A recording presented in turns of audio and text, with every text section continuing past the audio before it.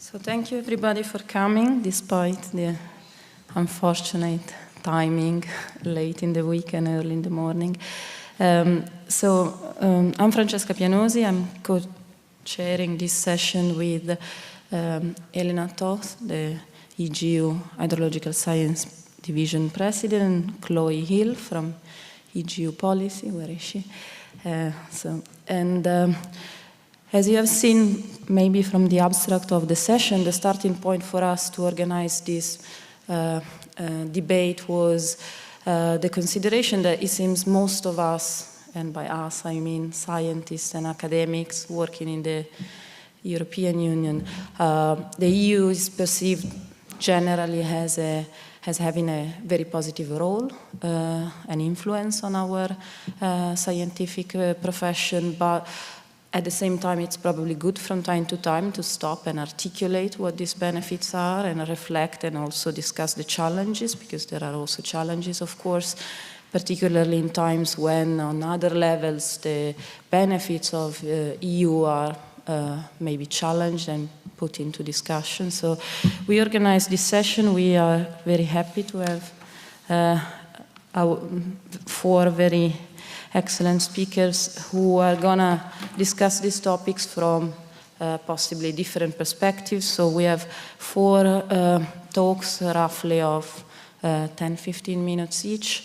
And then at the end of it, we will have a panel discussion. So if you have questions for one speaker or general question that you want to discuss with all speakers, that's great. Actually, we hope for some discussion today, but just keep them for the end of the talks. And I'll introduce the speaker one by one. So I wish to invite Andrea Tilke as a first speaker. So he completed a PhD in agricultural sciences at the University of Milan, and after 20 years of research on water and wastewater biotechnologies, he's now at the European Commission. He has held various positions within the European Research Framework Program on different geoscience-related areas, water, soil, environmental technologies, and in the last 80 years in particular on climate change and Earth observation. I won't say what you are going to talk about because, yeah, you know better than I do. Thank you. Thank you, Francesca, for the introduction, and I'm very pleased to be with you today. Talking of the role of scientific research and in the scientific research in the EU is probably one of the arguments that every EU official would like to touch because it's a success story. It has been a success story in these years. And I'm now at the end of my third life because I will reach the retirement age pretty soon. And I had formation, then 20 years of science, and then 20 years of management of science. And what I can say is that I decided to move to Brussels because I was very attracted by the European idea, and because I saw the great advantage of putting things together to try to have a better coordination, and it is the value that the framework programs for research have given around Europe, and on which many young scientists have grown up without asking themselves what there was before, because before there was not that kind of things. At the time of my formation, my university formation, at the early time of my scientific career, I had maybe different kind of relationships with different parts of the world. And only later we started working transnationally in Europe in a partnership. And this is the great strength, I guess, of the European framework programs for research and today of innovation. There are other elements of this strength.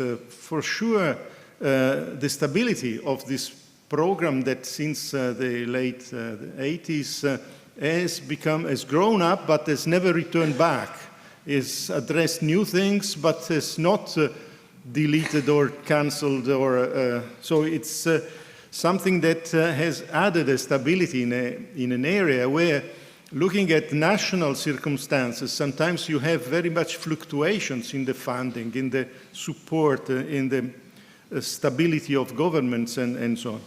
There is also an issue of reputation of European research, and the possibility through the kind of transnational programs to address big endeavors in both in terms of duration and in time, and return back. And then it's a way also for Europe to return back to a tradition that was of the past, because the cultural exchange within Europe is not new. It was probably lost at a certain point of time, but it's something that, well, it's very, very old. We find Antonello da Messina went to Ghent to be trained in how to use oil paintings on canvas, and spread it to the Italian Renaissance, or musicians of every nationality were around the world in the Middle Age and in the Renaissance and later on. So I guess that this framework that allows to use it is something that has to be used. Of course, now what is the problem now? A problem and not a problem, but the point is that scientific research and innovation has been understood in Europe mainly as a factor of economic and economic growth. Let's talk mainly of economic growth, and therefore as a component of the competitiveness policy. Basically, we have used in the past frameworks that were all addressed of how to improve the possibility to move from ideas to the development of innovation and to the diffusion of this innovation that may spur into economic growth. And this has used different frameworks and different ways. And we were looking, for instance, this is a very old graph that I did probably 20 years ago. And it showed how in free blue sky research, the risk is very high. Of course, this is a curve of risk. And these are the funding, how it works with the funding, with the public and private funding. Of course, this applies to things that may be of interest for private funders and not to every field of research. And of course, shows that there are gray areas where there is not sufficient funding because public funds expire, private funds are lacking, and it's where networking, clustering, and all the policy actions that the EU can put together may help to cover this bridge and to help good ideas to go to the marketplace rapidly. However, this is, of course, those linear frameworks are not real because they are usually very much more complex and circular ones. But and then there are issues related to the framework conditions and to the ecosystem that stays around, but also to the policy decisions that may be taken. And they show very different possibilities to go from ideas to development of new, let's talk now of technologies, and to their innovation and to their diffusion. There are cases where, for instance, like the introduction in the 70s in the US of the exhaust catalytic, that it was from a policy innovation that there was a technological innovation from a policy innovation. And this went to a policy diffusion, around the world and the technology fusion. But this is not the only framework, because there can be political initiatives like substitution of pollutants that may start from a policy innovation and go to technology innovation and then to technology diffusion before of having a policy diffusion. But there are sometimes technology initiatives that may start from there and go elsewhere, like the case of wind energy, or again, sometimes political dominance, like it is the case, for instance, with the feed-in tariff programs for solar energy that started with a policy innovation, went to a diffusion of this policy elsewhere, started in Denmark, went to Germany and other things, and then steered technology innovation and technology diffusion.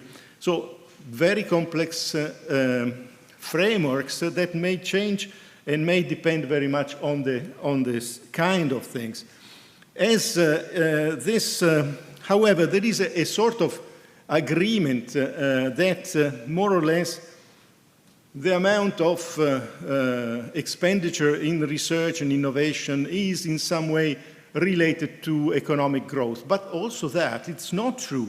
It's not fully true, let's say, because if you see the various statistics, R&D expenditure in the public sector, population with completed tertiary education is, if you look at the countries, of course now you cannot look at now because they are so little, but R&D expenditure in the business sector and so on, the kind of name of countries that you find here may be very different in this elencation. At the end, you put together all of this and you find that multi-factor productivity and annual growth are in some way related, but in different ways. And there are some countries, for instance, this is divided between the period before the crisis and after the financial crisis of 2008. And we see that countries, there were countries that responded very well to both cases and countries that were very much impacted, but this depends very much on some situations. And also countries, I'm Italian, I'm sorry to show that, but who not only performed bad before, but also performed bad afterwards. However, when you put things together, you obtain more or less a straight line, but again, with a lot of dispersion around. That means that there are scavengers, there are others who may not grasp as fast as they could what they can promote. And if you put together the contribution of the various factors, you see that the blue one is the contribution of research and innovation to growth.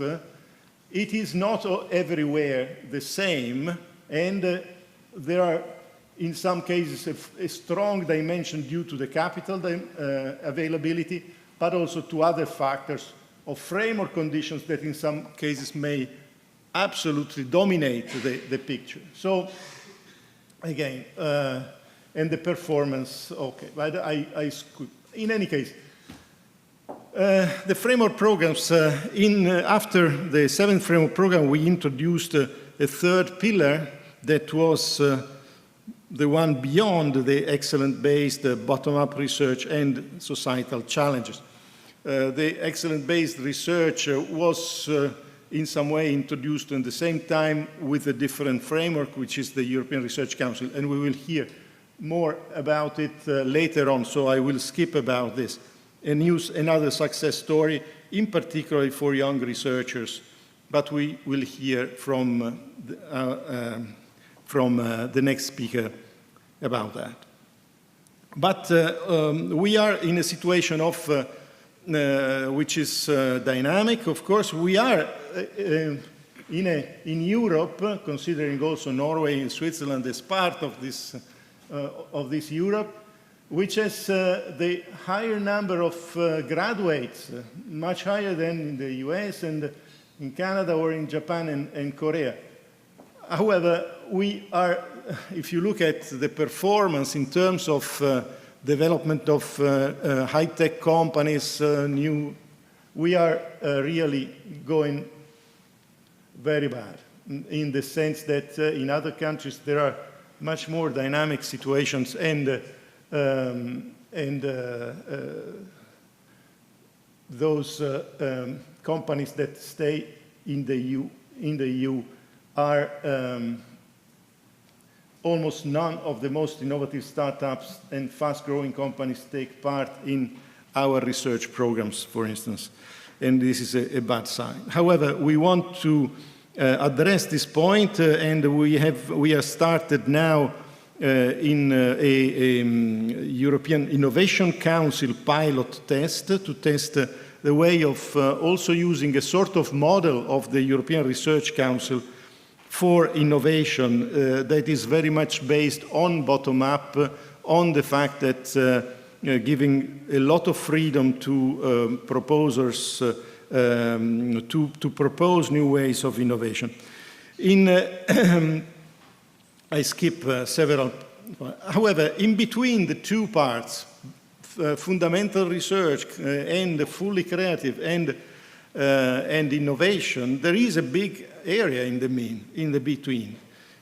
Oriented collaborative research is particularly necessary in areas that are not developed due to market pull, and in particular where we address big societal challenges, when we address areas of global commons like climate change, water, and so on, where costs and risk may be excessive, like nuclear fusion, or in support to public policies. And this is where we have this dimension of the global or societal challenges that we dedicate so much funding to that because we think it is of fundamental importance to maintain this area.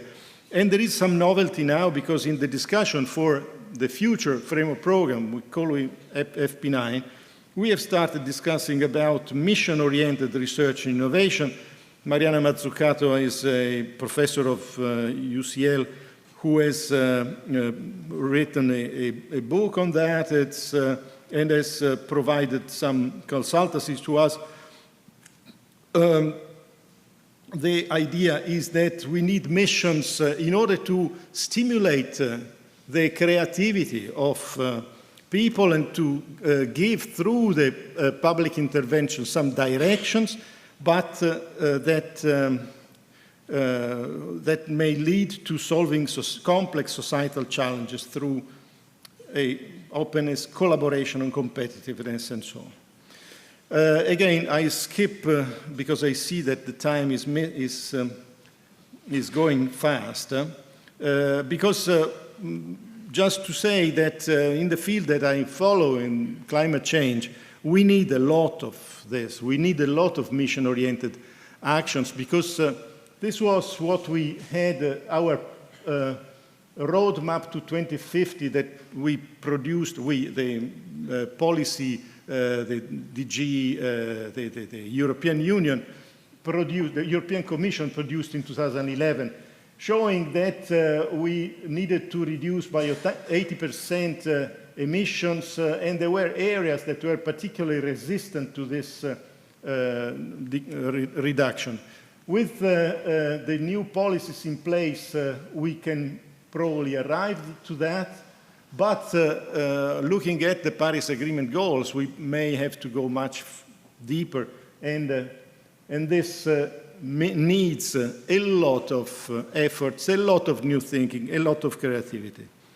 So in a nutshell, what we can conclude, and that there is a huge potential, but it's also still a lot untapped. And we try to learn from experience to prepare the future, but we know that it's not enough to change the push dimension, the offer that is made through the framework programs, but we need a variety of innovation ecosystems in Europe. They are necessary places and frameworks in order to develop. And we have to focus on new generations, starting from education to generate the spirit of achieving with knowledge and research objectives that today look impossible.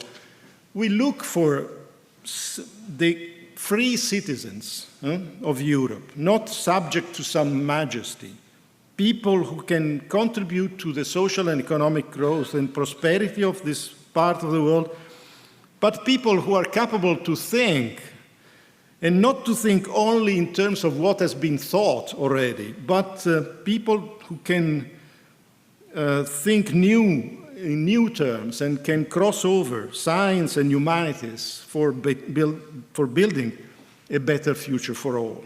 And I want to close with a citation from, because we are in Vienna, and Robert Musil wrote here in Vienna, The Man Without Qualities, a beautiful book.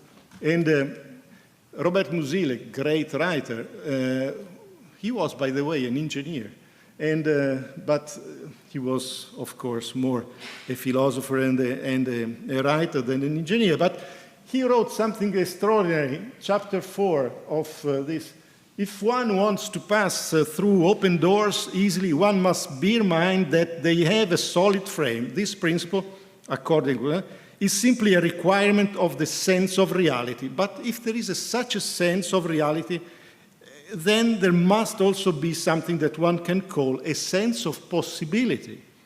And look at that. The possible experience or a possible truth does not equate to real experience or real truth minus the value real. So it's not something that is not real. But at least in the opinion of its devotees, it has in something out and out divine, a fiery, soaring quality, a constructive will, a conscious utopianism that does not shrink from reality, but treats it, on the contrary, as a mission and an invention. So I think that we are not inventing anything new, because this was written in 1908, if I remember well. But it's a great lesson of the spirit that we have to build Europe in the future. Thank you very much for your attention.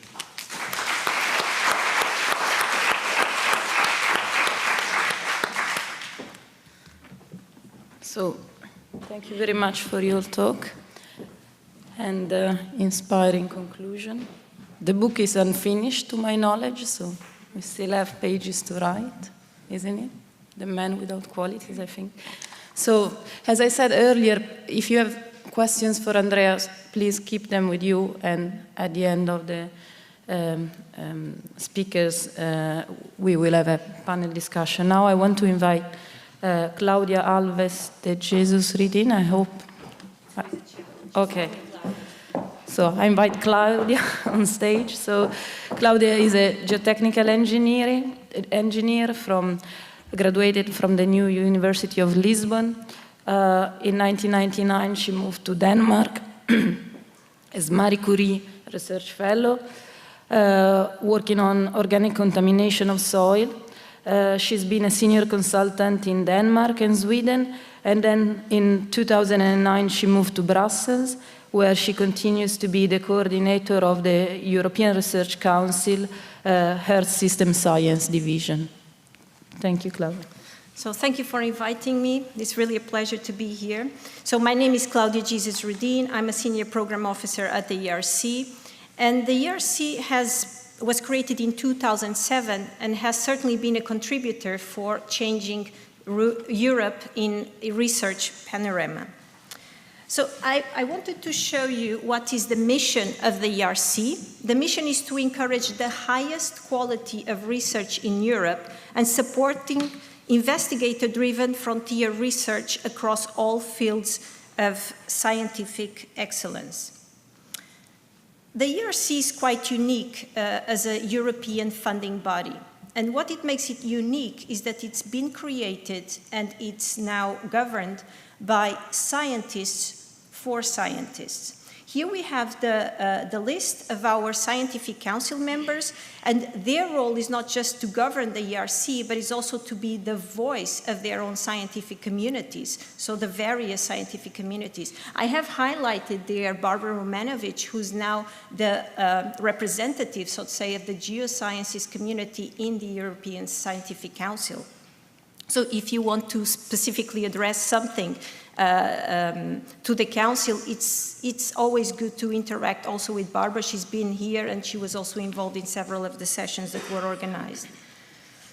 I want to show you this slide for two reasons. One is that we are part of the Horizon 2020. There is still some misconceptions that we are something apart. No, the ERC is under the umbrella of the Horizon 2020. You can see we are a small part. We are 17% of the total budget.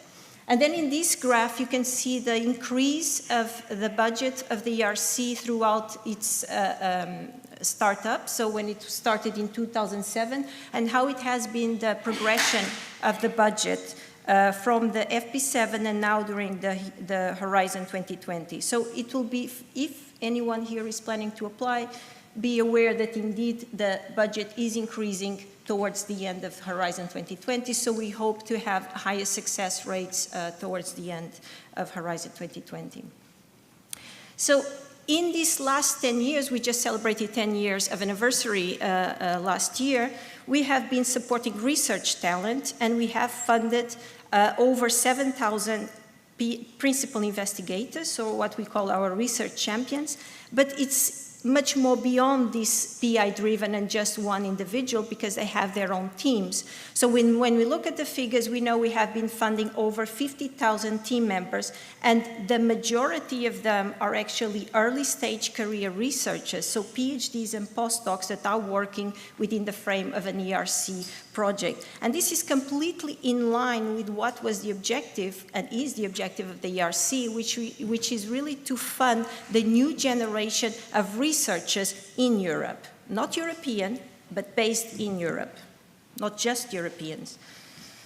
So we've also been doing some exercises to try to have a quantitative and qualitative analysis of how we have been advancing the frontiers of research. This was one of the challenges that the new ERC president had in mind as soon as he took office, which was, he's a mathematician. So he really wanted to have an exercise where we would evaluate whether or not we were delivering what we were promising. So we've been doing this exercise since 2015 with an independent body of evaluators, as when we do the evaluation of projects. And the conclusions from the last 2 years, we're soon going to publish the third year, the 2017 too, is that 70% of a sample of completed projects resulted in scientific breakthroughs or major advances. We were extremely pleased with this result, as you can imagine, so it means that we are actually delivering what we have promised to do, and more than that, that our evaluation panels are doing a great job in selecting really creative minds and creative projects. We also have other indicators of success, of course. We have 6 Nobel Prize laureates that are ERC grantees, 4 field medals, 5 Wolf Prizes, and many, many others. Of course, we wanted to enhance the visibility of the European research, and we have some results. Also, we do a lot of bibliometric studies of our projects. And what we could see is that over 100,000 publications are resulting from ERC projects, and 7% rank in the top 1% most cited worldwide. This was extremely surprising and positive surprise for us, and we were extremely proud of our grantees and again of our evaluation system. We are managing to attract talent into Europe. We're making Europe more attractive. We know that over 23% of our ERC team members are from non-European countries, so from all over the world, so non-member states and non-associated countries. So it means we are really attracting people coming into Europe and carrying research in Europe. And this is not, we don't want to really think about brain drain. We are just proud that we can encourage brain circulation from all over the world and coming into Europe. We've also established international agreements with 10 different countries. You have the list here. The first one was the US, and then followed by Republic of Korea. We also have China, and the last one was India. And what these international agreements mean is that high-level scientists that have been funded in these countries can come and spend time in ERC grants. It's just a temporary visit, but is an encouragement. The ERC is not directly involved. We are just a facilitator. All the evaluation process is done by their own funding, national funding, so their own agencies. But we facilitate this information and spread it to our ERC grantees and let them know that they can host visitors from these countries to come over. And again, to boost collaboration. So we noticed that we have been inspiring also reforms across Europe. Now we just heard about the European Research Council, which indeed is a bit inspired in the European Research Council model. Innovation Council. And yeah, the ERC has set the benchmark for other funding schemes. We noticed that there are other funding schemes that are very similar to the ERC, but more at the national level.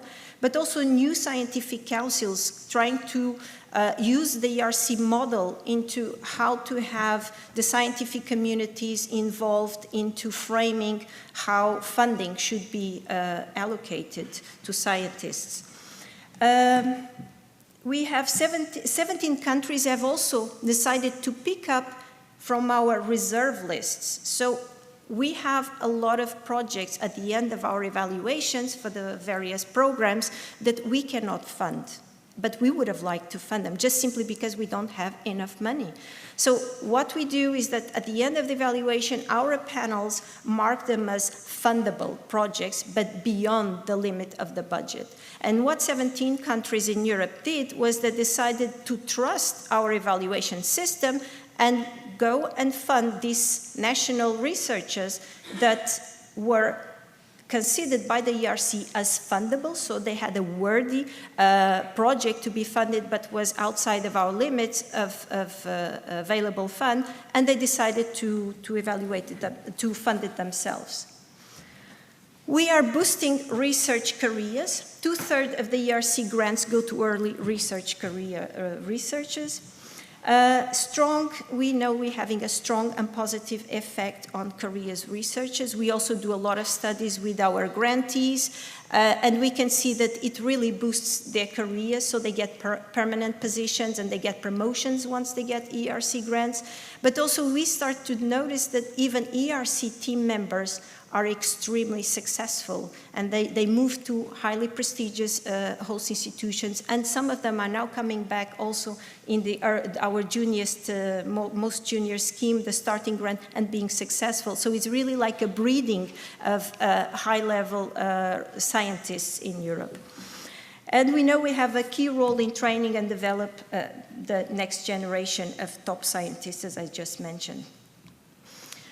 So there is no innovation without frontier research. We are pretty aware of that. So almost 600 proof of concept grants were awarded. So these are grants that those that already have either a starting grant, consolidated or advanced grant can apply to, whether they have, if they have come during their research to identify a product or any other aspect that would potentially could lead to innovation and links to industry. So we have this proof of concepts, which is really to boost this initial phase where you don't really know if it's going to work or not. So just as the name means, it's a proof of concept, because we really believe that innovation is crucial.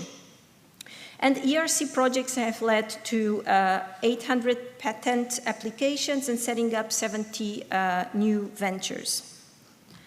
So the reasons for the ERC success, as I mentioned before, I think one of the successes, the reason for the success is the fact that we are working together with the scientific community. We are really listening, and they are bringing in what are the needs, what are the challenges, and the views of the scientific community. So we are governed, as I mentioned before, by the scientists. The evaluators, this is also crucial for us. There's no predefined database that you can enroll. This is a very thorough process of identifying who can sit in our panels. It's really a complex process because it's not just about the quality of the person, it's also about the expertise. We have to compose our panels with a wide range of expertise. So it's a very complex process, but we've managed so far to get people from all over the world to come and sit in our panels and select the best proposals. It's a strict bottom-up approach, so we don't have any top priorities, any predefined topics. It's really up to you to identify what is needed in your field, in your discipline, what needs to be developed further. So sky is a limit, is really up to the scientists to identify what needs to be developed further. We give scientific and financial independence to the grantees, so we don't interfere in the science and very little in the finance, in the management of the grant. Yes, indeed, there is an initial budget that it's allocated to the grant, but we give a lot of flexibility. For instance, if you wanted to hire a postdoc and then you wanted to actually change it for, I don't know, 2 PhDs. So there's a lot of flexibility because we know it's normally 5-year projects.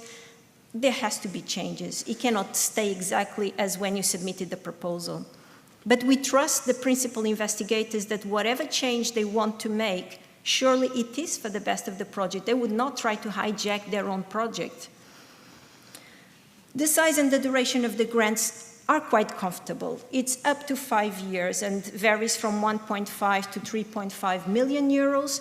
So it really allows researchers to be ambitious, to think about a grand project, to think of something that has never been done before. So it's a great inspiration, and I've heard from even unsuccessful candidates that just to sit down and to think about a grand idea is a great exercise, even if you don't get funded by the ERC, because then just to put down the time to think what needs to be done in my field is already great. And then you can just cut in bits and pieces and submit it to other research funds or continue trying for the ERC. But just that exercise is extremely inspiring and important.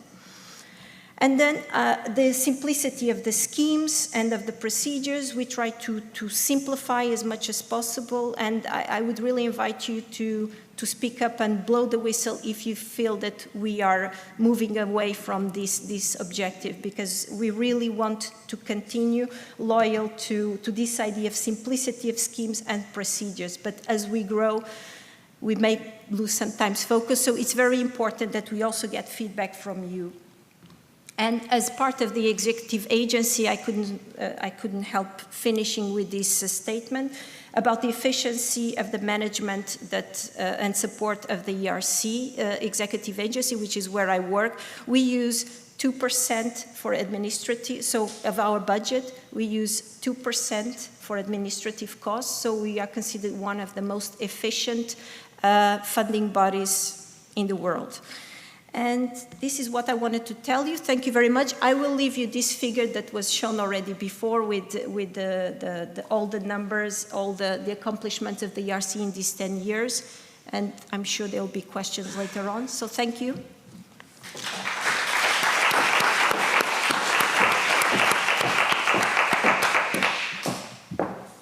Thank you very much, Claudia. So our next speaker is Keith Onions. He has a PhD in Earth Sciences and has worked in both prominent academic position and advisory position through his career. In particular, from 2000 until 2004, Keith was the chief scientific advisor to the UK Ministry of Defence, and then he became the Director General and Chief Scientific Advisor for the Department for Innovation, Universities and Skills. And he has become Sir for his services to Earth Sciences in 1999. Thank you. Well, thank you very much, and it's a great privilege to have the opportunity to talk to you at this ungodly hour. It's only 8 o'clock in the UK. I'm jet-lagged, isn't it? Anyway, I come at this subject from two sides. One as a researcher who benefited from more than 20 years of EU funding, a long time ago, mostly in the 80s and 90s, but saw the huge benefit and shift in the way in which Europe went about science as a community and was a beneficiary of that. From the other side, I spent many years in research policy, management of research in the UK government and in universities and higher education. So as far as this goes, I'm an earth scientist, but rather looking in from the outside. The bottom line of what I'm going to say is really there. There are some real challenges ahead, in my view, and these are my own views, yes, but there are some extraordinary opportunities both in general, in research, and specifically in the geosciences. Can't help getting a plug-in for the geosciences. It's in the DNA there. At present, we've heard of some of the very positive things in Europe from previous speakers, and I will summarize my views briefly.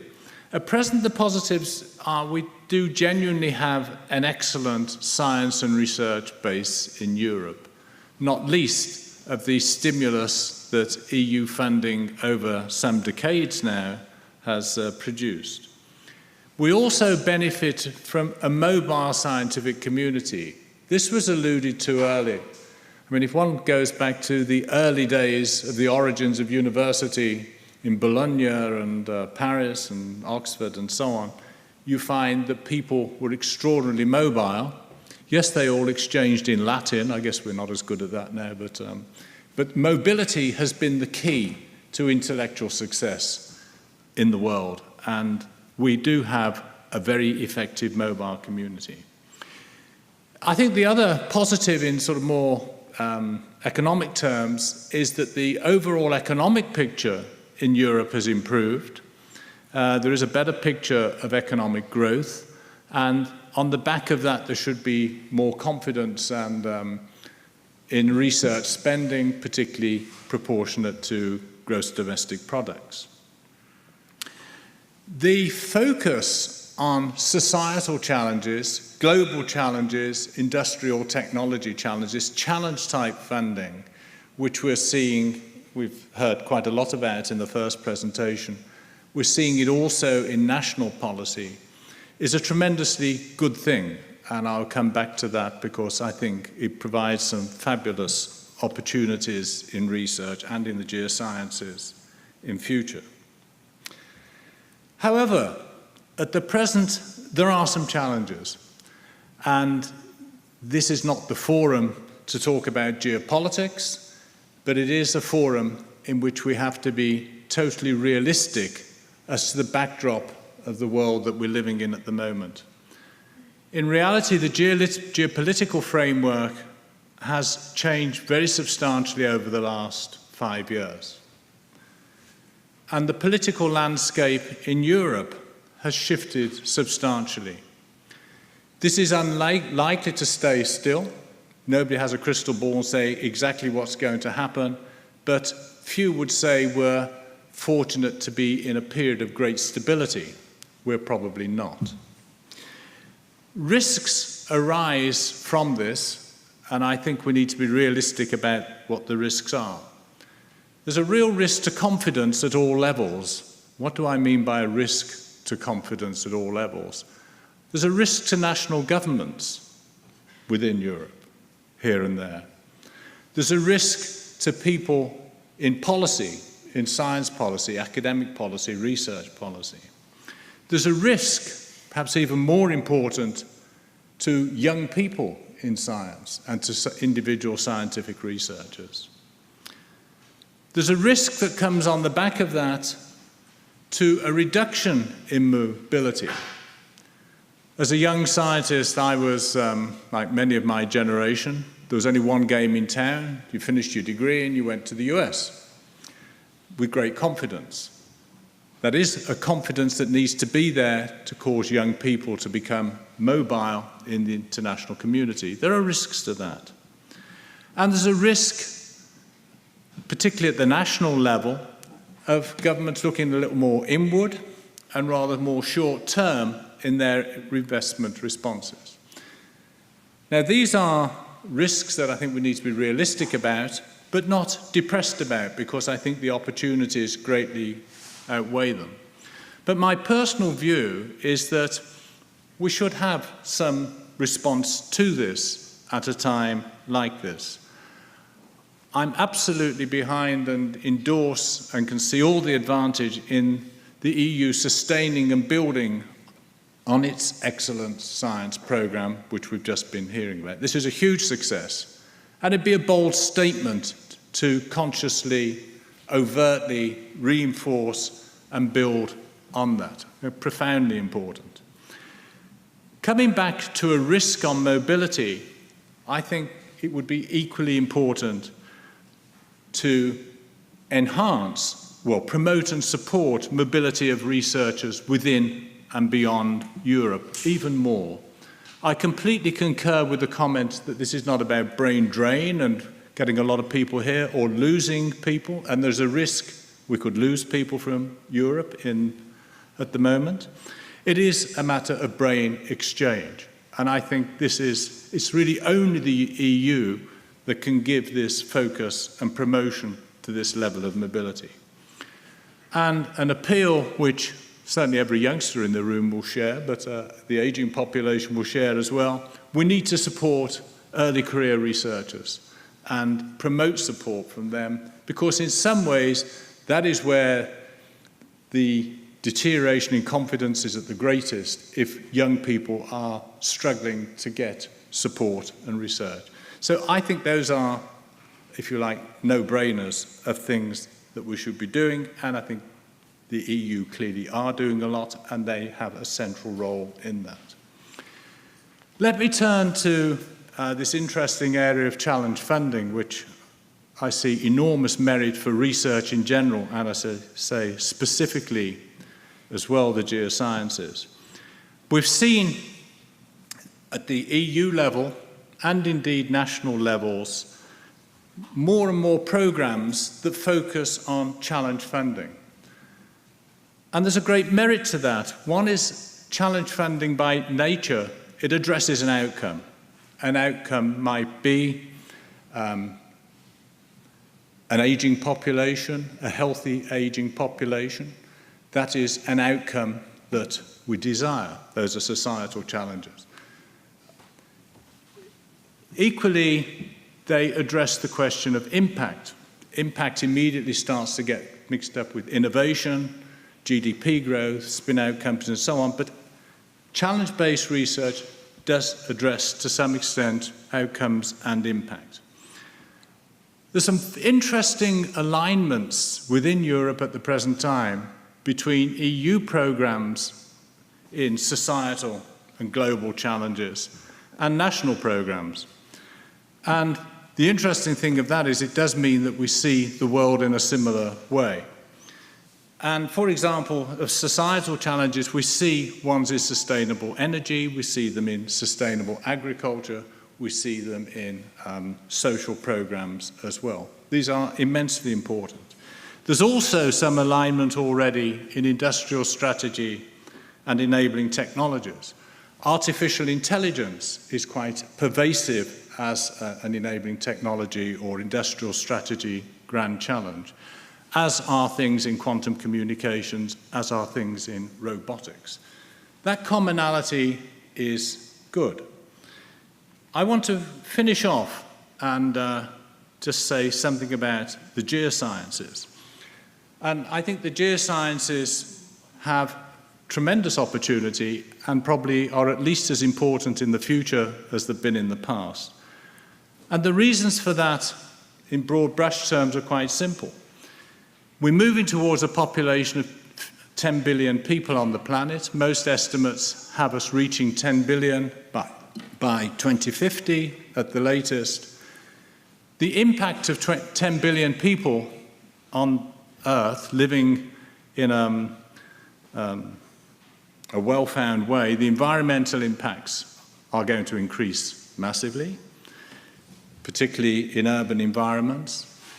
the challenge of sustainable energy, sustainable growth, sustainable food supplies, the interaction of 10 billion people with the hazardous planet on which we live and their expectations. These things, I think it's clear, are going to require a huge amount from Geosciences research. The great thing you have at the EGU is the ability to convene, get people together, because ultimately this has got to be bottom up. It's only geoscientists and researchers that can define the programs that are necessary. Need some top-down money from the top, from the EU, national governments and so on, but it is really up to the individual scientists. So let me finish on a very positive note. I've sort of drifted a little bit into the gloomy, but I think it's very important to be realistic that we are not living in the most comfortable times, but it is a time to actually take the resolve, look forward, and to promote the essence of what has been achieved. Right, that's all from me. Thank you. Thank you very much. Thank you very much. And our last speaker is Ira Didenkulova. So Ira has 2 PhDs, one in fluid mechanics and another one in civil engineering. She currently works as a senior researcher in Tallinn University of Technology and was recently elected to serve as the next EGU Natural Hazard Division President. She was awarded a Plinius Medal by EGU in 2010 and the National L'Oréal UNESCO Fellowship for Women in Science in 2014. So, thank you, Ira. Okay, thank you. I'm very thankful to the conveners who invited and who organized the session, and also to the previous speakers who said most of the things I wanted to say. So I'm just focused on the small part which was mentioned by the previous speaker on the scientific mobility and its benefits and challenges. And I start from my personal history, because I was born in the Soviet Union, and until in Russia in 1990 the country was open and I was still in school. And I'm coming from the scientific family, so I was watching the scientific environment from my birth, and we were watching the Western world from outside. And the mobility was one of the things which surprised us when we started to interact with the Western world. Of course, many our colleagues migrated at that period, so they were giving us news from abroad, and also my parents started to travel a lot to confer. Also surviving in the 90s in Russia, it's another story for debates, especially if somebody is working in science. But this was the picture which came to my mind when I was a schoolgirl. What is mobility?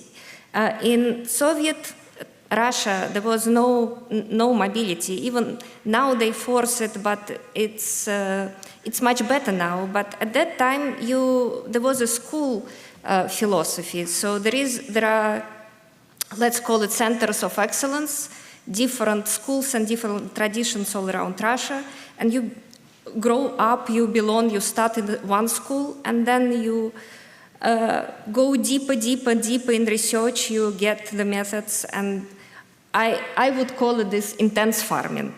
And what was typical for the Western lifestyle, that's what was our feedback from the other colleagues, was what I would call extensive farming. So people were moving. For us, the first impression was, okay, if one moves too often from place to place, probably he has some problems. So that was the first idea, which, we are not used to this philosophy. Probably he has either problems psychological or with the bosses or whatever. But apparently, it was considered a good sign, not bad, but good. So moving is a good sign, and it helps to get new ideas, and I will talk later about benefits. But what's going on now? Now it's not, you even don't need to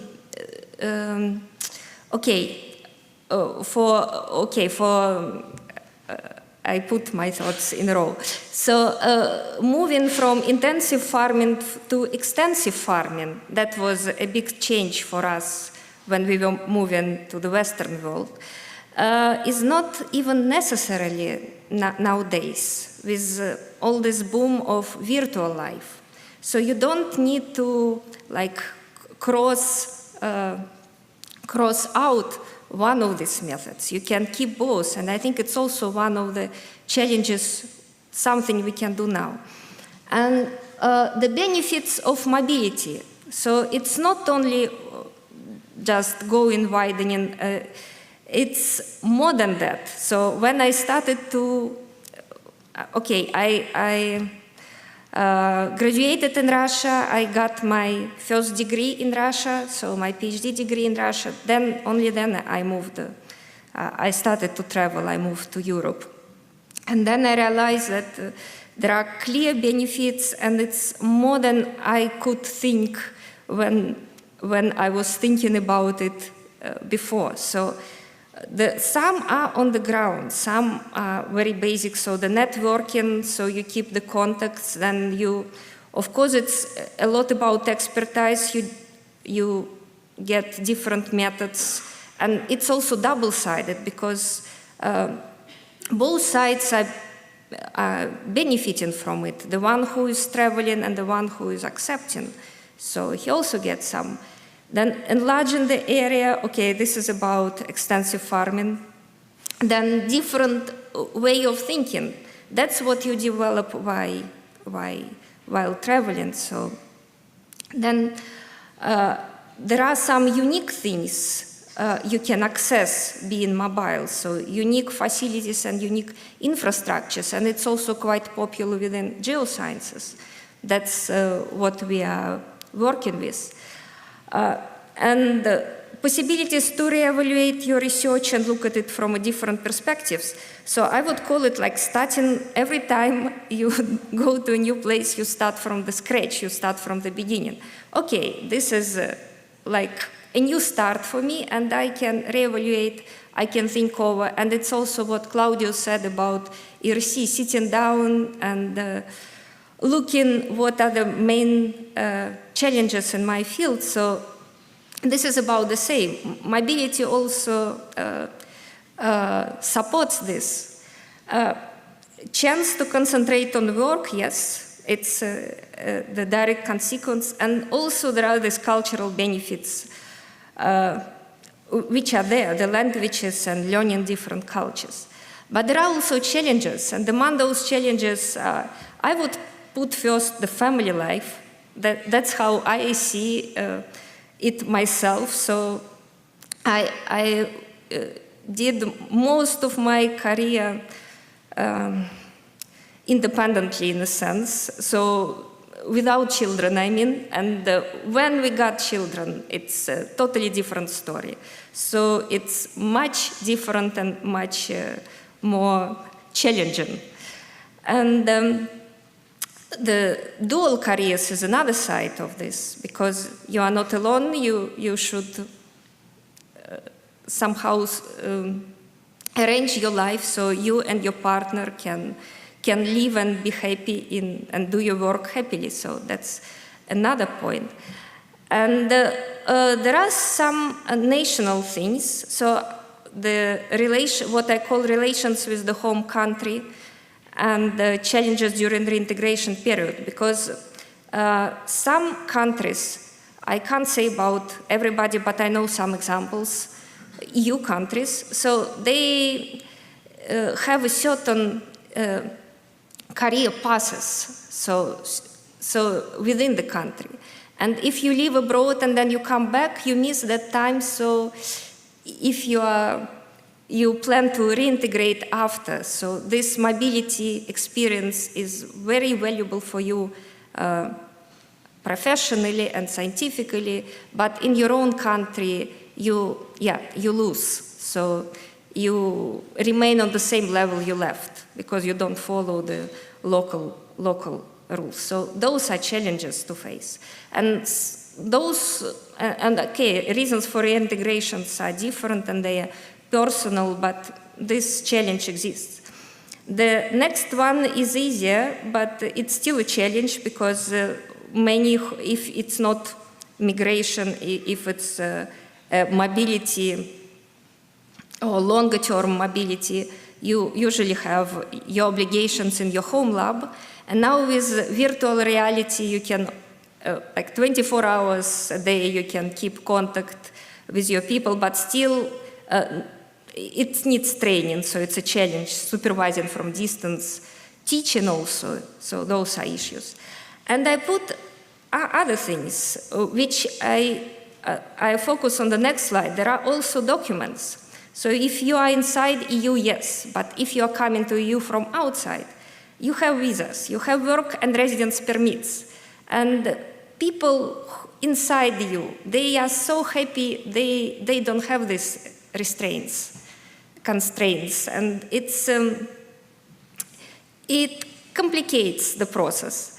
And also cultural challenges, different to another place. You meet different mentalities, you meet different values and habits. That can be a challenge.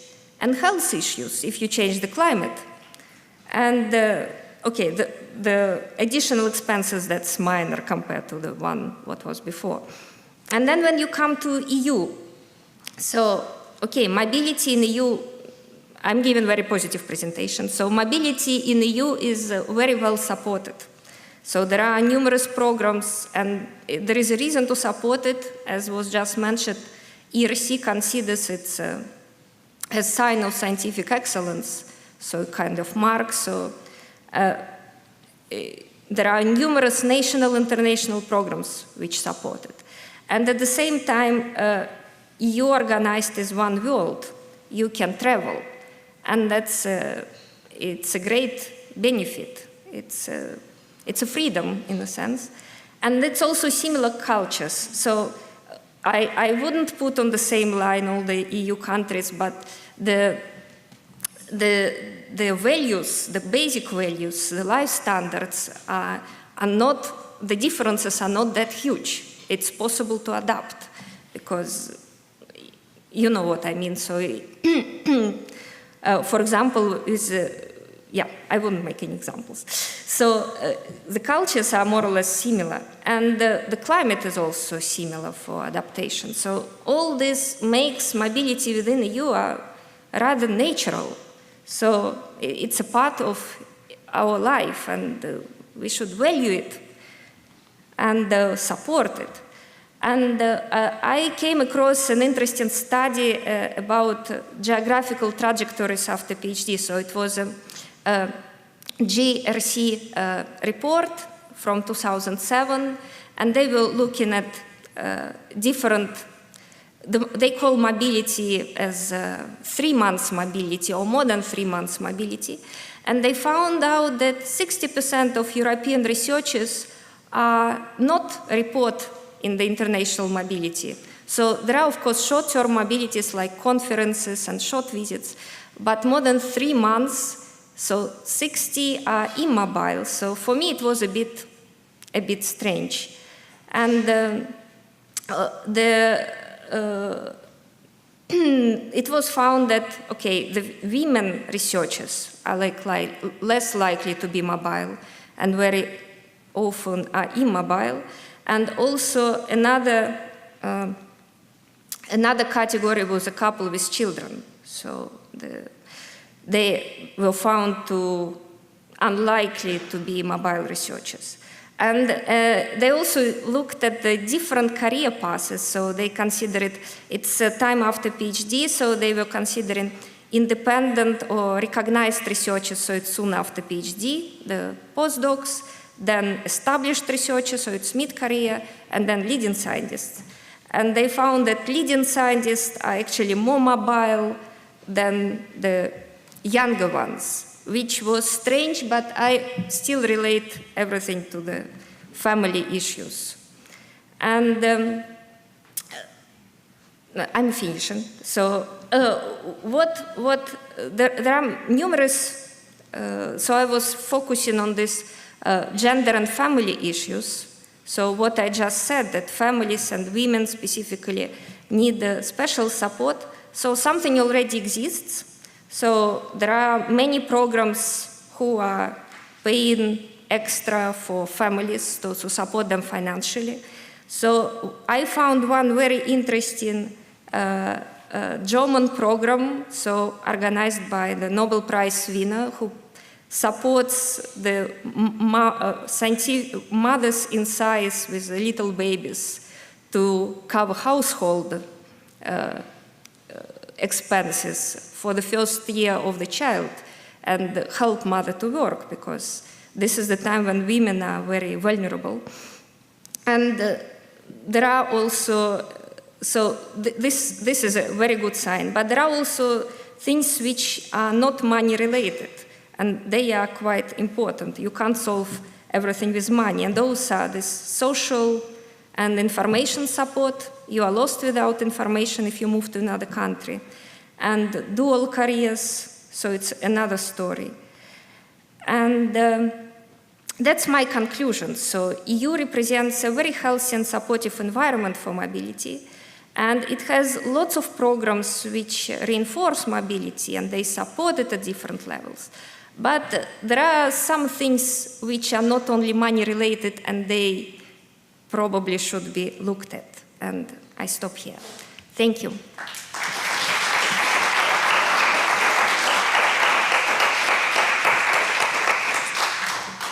So thank you very much for sharing your experiences. I would invite the other speakers to join on stage now, because as I was saying, we have some time for questions. So if you have questions, can you please raise your hand. I'll call you. You can use the microphone there. And I would like you to just say, who you are in a second, and if it's a specific question for one of our speakers in particular, or can be addressed by any. And maybe I'll collect 2 or 3 and then have people respond, okay?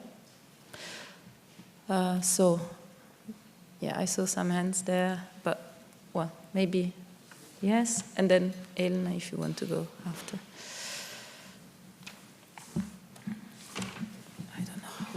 Hi, my name is Paul Butler from the UK. I thought Keith did a very good job of avoiding the elephant in the room here, and I don't want this to be all about the UK, but I'd like to got out of the way as soon as possible. It's mainly for Keith, because you obviously have been a science administrator in the UK and the EU. And the context is that I'm not convinced the UK government is showing any kind of commitment to remaining in the EU science structure, or indeed any EU structure at all. And I just wonder what Keith and anybody else's view is on that. Thanks. Thank you. So a question mainly more for Andrea and Claudio, but in general.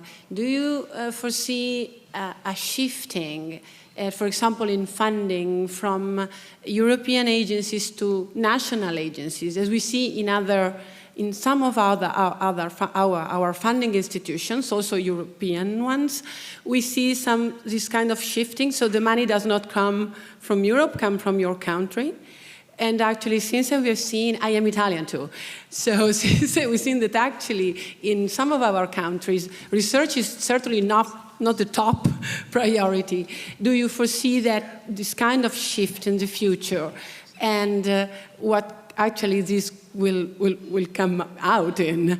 Because actually one of the failures that I can maybe see in the European Union is that it actually failed to change the attitude towards research and the priority, which is a cultural attitude in some of our countries. So I would have hoped actually that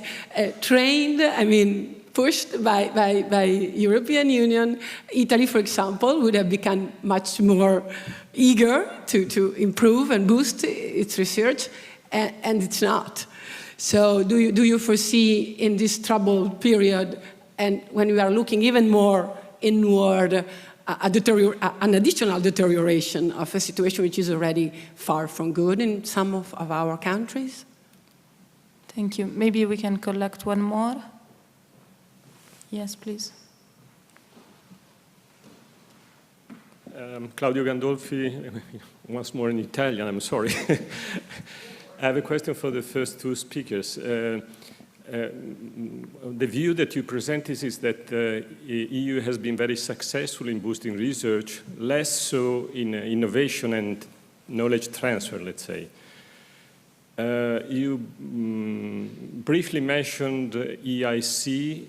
I would like to have a clearer picture of how the policy will be developed, because ERC has this proof of concept, EIT as a program, Horizon as some funding for innovation. So how EIC will improve the picture? Because I see that on this side, on research and research output, it has been very successful. I think I would personally like to have a clearer picture of how innovation funding will take place. Thank you. So thank you. So maybe we'll start with the first round of answers. Well, given that it's a UK question was the first one, maybe I'll ask our UK speaker to comment on that first. Okay, can you hear me okay? As you said, the elephant in the room I avoided because I didn't want to make any of my remarks particularly UK-centric. I wanted to look more European. I agree it is one of the contributors to present uncertainty within Europe. I don't know what the outcome will be, but I know what the sentiments are. I think overwhelmingly the research scientific community in Britain and a lot of industry in Britain would like and will argue for the UK somehow or another to remain part of the EU frameworks and their successors in the ERC.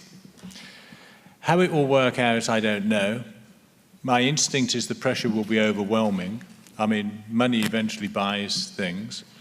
I think what we observe is the process of disengagement and making a deal is getting quite protracted, quite long. I'm quite alarmed at what, having worked 9 years in government, the amount of challenges that European governments face. In the UK, we've reeled from onshore terrorism, which for a government, you drop everything. The present situation you will be well aware of is quite challenging. The UK is a perfectly formed example of the shift in an alignment in politics that we see in other countries across Europe. So it's complicated. I'm the eternal optimist. I think the pressure for the UK to stay in some way in the European funding will be overwhelming. It will be hugely helped if there's a fairly assertive and welcoming voice from the rest of Europe saying that, you know, sorry, that's probably as much as my crystal ball will offer. So thank you. Maybe, Andrea, if you want to say a few words on this and then move to the other questions, and then Claudia, you can add on the technology transfer. And due to the fact that as a EU official, I am not allowed to talk of Brexit, I would like to open a little bit the issue, because also connected to the following question that came from you. And I have the feeling, and we have that, and going towards the preoccupations that were mentioned before, that the current political situation in Europe and the current shift in political trends towards the growth of populist movements, movements that consider basically have a commonality to show, to say that they are anti-elite movements. And have you ever thought of the fact that scientists are part of this elite, or maybe are even the elite of the elite in some way, and because are intellectual elite in some way, and therefore this there is, in my view, a preoccupation towards this trend that may lead also to disengagement on science. It leads in other parts of the world to science denial. Very frequently it's accompanied by that. So we have to be very attentive. I'm sure that I'm talking to a group of, well, when I talk to scientists, I very rarely talk to people who are against the EU view, because for them it's natural to have this exchange among countries. So you see, but we have to pass this message elsewhere. We have to pass the message to others. Otherwise, we may fall in great risks in the future. I fully agree your view.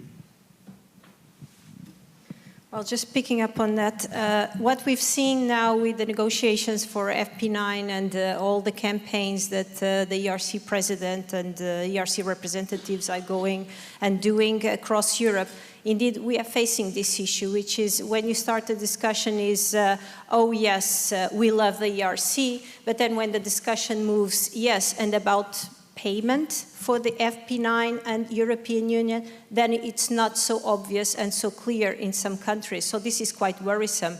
And this is also one of the reasons why I wanted to mention so clearly, ERC is EU. The ERC, it's part of Horizon 2020, so it doesn't make any sense to disentangle the two. So we have to really think whether we believe and we want to fight for the European Union model. And it may not be perfect, and we're sure it's not, and it can be changed, it can be upgraded, it can be improved, but think what is the alternative. And maybe I can move to the other, maybe picking up on Elena's question regarding the national agencies, and if I understood your question is whether we can influence somehow the European model, if we can influence. In fact, as I mentioned before, we've seen this. The ERC has been copied at some national levels. But it's not up to the ERC to tell governments and funding agencies, national funding agencies, what they should do. What we've seen is that countries that have more political flexibility, they were able to reinvent themselves more quickly. And then you face countries where the structure is very rigid. So even if there is a clear wish from scientists and even from some decision-making bodies, it's not so easy sometimes. There is the wish, but there is so many barriers, so many obstacles that it's really difficult to make the change.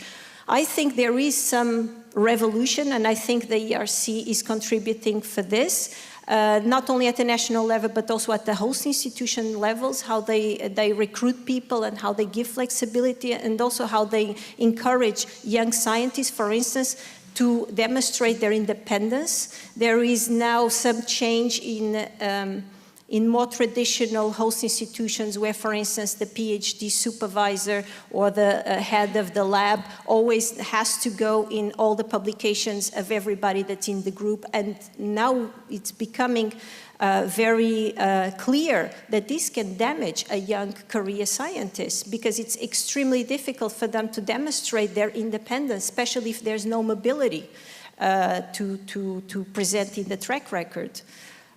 So yeah, I think there is some changes going on, maybe not at extremely rapid pace in some countries, but I am hopeful, and I think it's extremely important for scientists to speak up.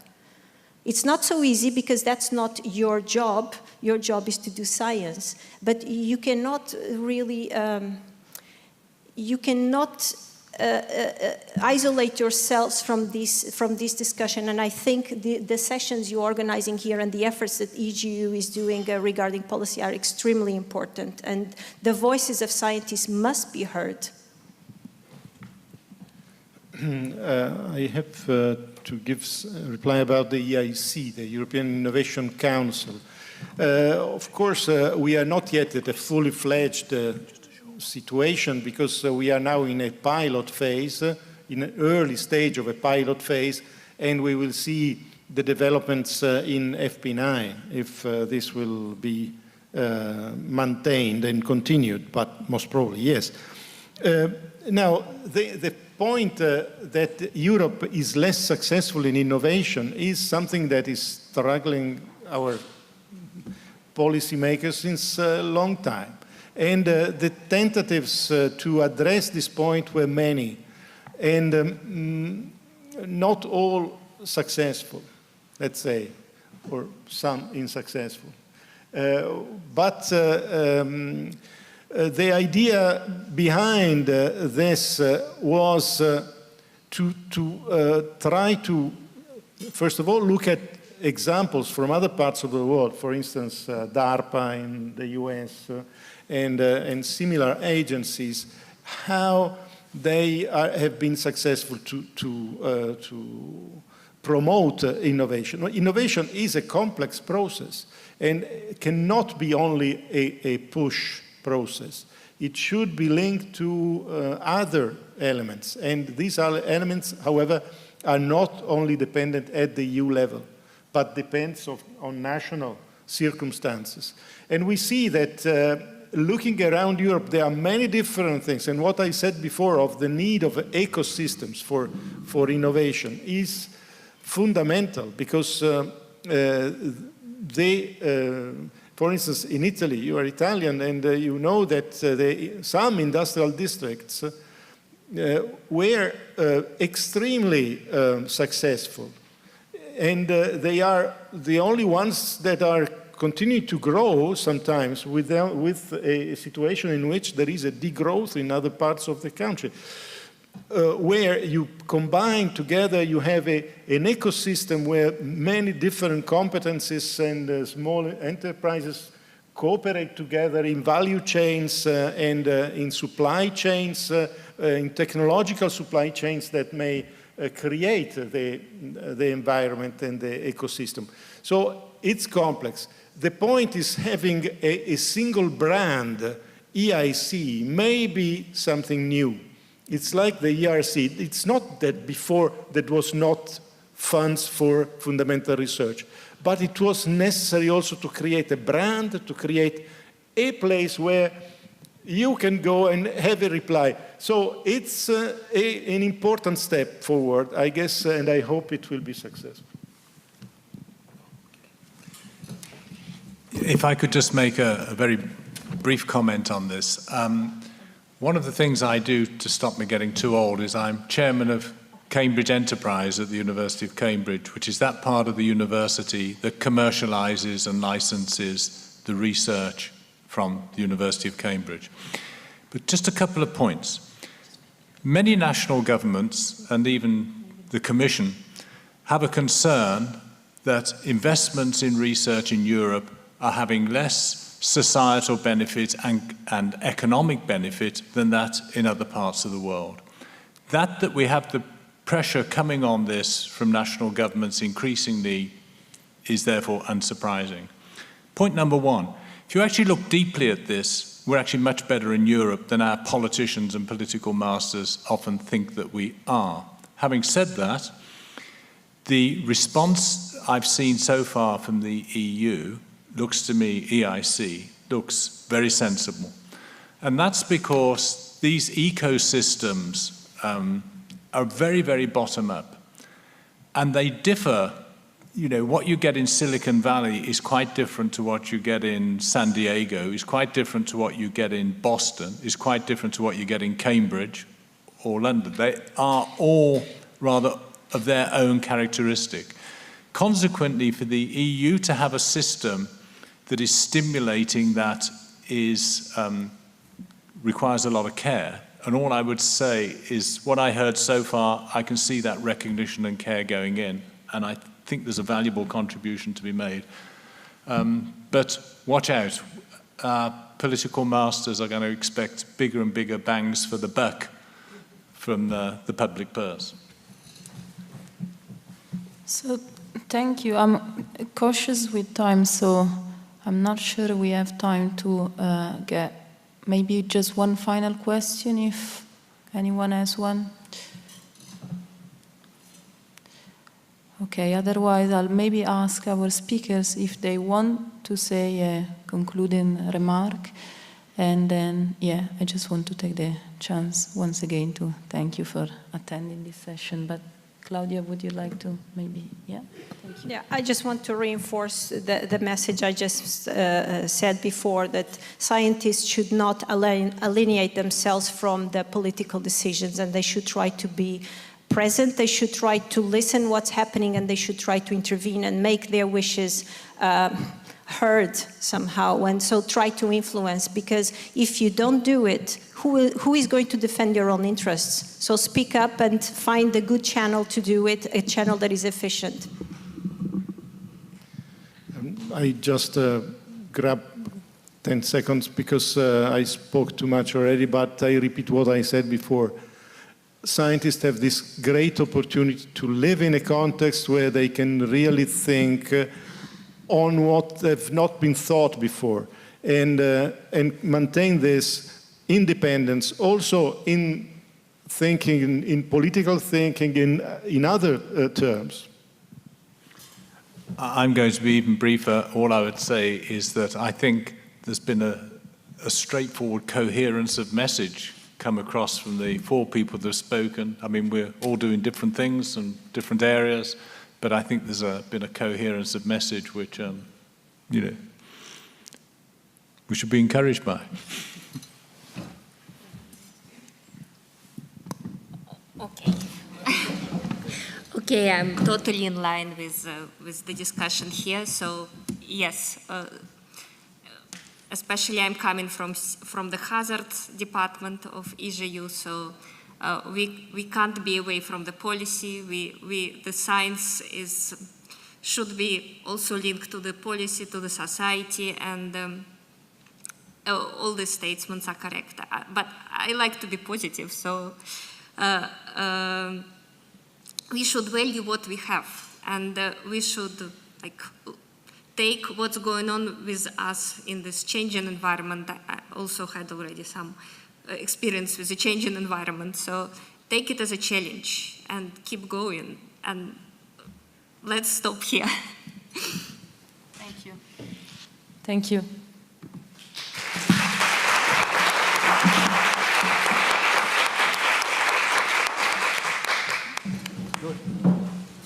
Thank you.